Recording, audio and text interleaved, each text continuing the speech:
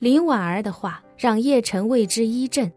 他连忙问：升龙阁可以无视天道，那岂不是真能如修道之人传说的那样，可以飞升？林婉儿笑道：公子想多了，飞升其实只是人们参悟周易得到的一种臆测。人们总觉得修行到了一定程度，就能够飞升进入到另一个世界，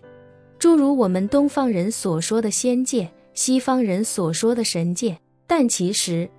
以奴家对周易的参悟，修行无论多久，其本质就是寿命与实力的不断延展罢了。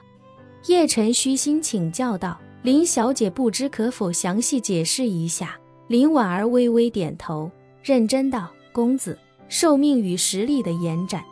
预示着事物的本质不会发生变化，就像一棵树，长得再高，活得再久，它还是一棵树，不会变成人们所谓的树妖、树精、树神。或许随着它修为的增进，它开的花朵、结的果实会有超乎寻常的功效，但它本质上依旧还是一棵树。叶晨轻轻点了点头，道：也就是说，人就算突破天道的桎梏，也还是人，只不过是活得更久、实力更强的人。对的，林婉儿笑着说道，这便是真实的周易。人的实力可以超越天道，但超越天道之后，也还是人，而不是神。如果10000年是当年那颗普查之母的天道极限，那他快到10000年的时候，就必然要遭遇天劫。若是他没能挺过天劫，他便灰飞烟灭；若是他挺过去了，他还是那颗普查之母，还是会继续屹立在天池边上，依旧还是那棵树。说着，林婉儿又道：至于天道，他所处的高度也远超超人的认知。说句大逆不道的话，就像师公，他的实力注定他只能活到1000年，若是他能突破1000年桎梏，或许就能活到2000年，但是他想活到天道降临的那天，或许要5000年，甚至10000年。也就是说，他当年仙逝时，距离天道还有108000里。叶晨问他：那林小姐知不知道天道究竟有多高呢？林婉儿摇了摇头，道：奴家也只是活了不到400年，怎么能窥探到天道的高度？说着，他忽然想起什么，对叶晨道：对了，公子，当年那颗普查之母的天道应该是10000年的时间，天劫降临时他已经活了10000年了，这是奴家通过他的命数反推算出来的。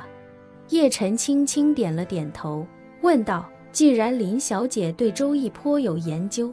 那可否告知一下，如果普查之母突破天道，会是怎样呢？林婉儿道：一旦她从天劫中挺过来，突破天道，那她就可以从天地之间汲取灵气，继续她自己的修行，并且让修行事半功倍。或许有朝一日，她的一片叶子便能如一颗回春丹那般，让人增寿20年。说到这里，林婉儿嫣然一笑，道：所以传说中王母娘娘那一颗就能让人飞升成仙的蟠桃，在这个世界上未必就真的没有。如果某一棵桃树已经突破了天道，又有几千几万年的道行，说不定就真的能够实现。叶晨疑惑地问道：可是天地之间不是已经没有灵气存在了吗？林婉儿点点头，根据周易所说，对没度过天劫的生命来说，灵气确实不存在了，但度过天劫之后，灵气就将出现。叶晨不解地问：这听起来好像不太现实。林婉儿笑道：奴家一开始也觉得不现实，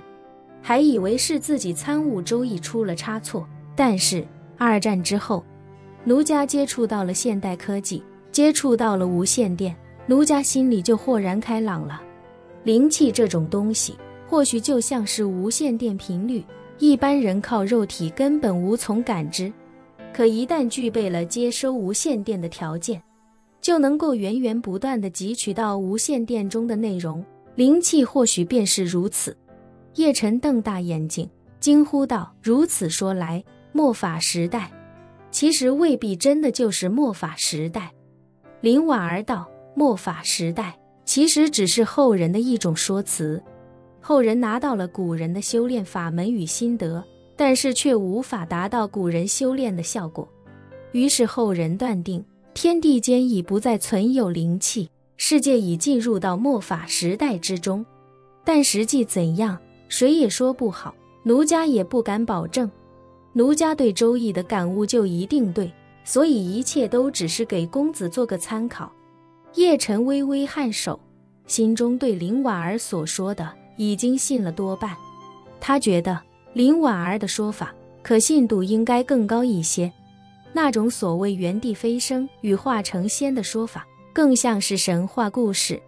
于是叶晨又将话题引回到升龙阁上，问他，林小姐，不知这升龙阁是如何判断的？我若是给你我父亲的生辰八字，你能算出他是不是升龙阁吗？林婉儿摇头道，奴家算不出升龙阁，奴家对周易的感悟也只是刚刚到了知道升龙阁的存在，但还不知道如何算出一个人是不是升龙阁。这个问题奴家也研究了许多年，但一直没能有所突破，似乎困在了某个想不通的环节上。叶晨好奇地问，是什么环节让你想不通？林婉儿道，奴家根据周易推演的结果，升龙阁虽然存在，但却不是天生的。叶晨惊讶地问道，不是天生，难道命格还能后天培养？林婉儿摇头道，公子，这个奴家也不知道，奴家只是推演出升龙阁并非天生，但究竟如何而来，奴家也不知道，而且奴家也不确定自己推演的结果就是对的，也有可能是奴家从推演上就错了。说到这里，林婉儿犹豫片刻，看着叶晨低声道，公子，奴家有句话，不知当讲不当讲。叶晨忙道，林小姐但说无妨。林婉儿道，奴家以为公子的父亲应该不会是升龙阁，甚至有可能都不是龙阁。叶晨诧异地问，林小姐为何如此肯定？林婉儿道，升龙阁乃属百年难出其一的至强命格，天道怎会坐视他年纪轻轻就被人杀害，而且还是被命格低了好几等的长胜伯杀害？莫说是至强至高的升龙阁，就算是如公子一般的龙阁，只要对手不是命格与实力更强之人，只要对手不是群起而攻，公子也能逢山开路，遇水搭桥，逢凶化吉。命格的强大可不只是说说而已。本期视频结束，欢迎订阅我的频道，这样就不会错过精彩内容。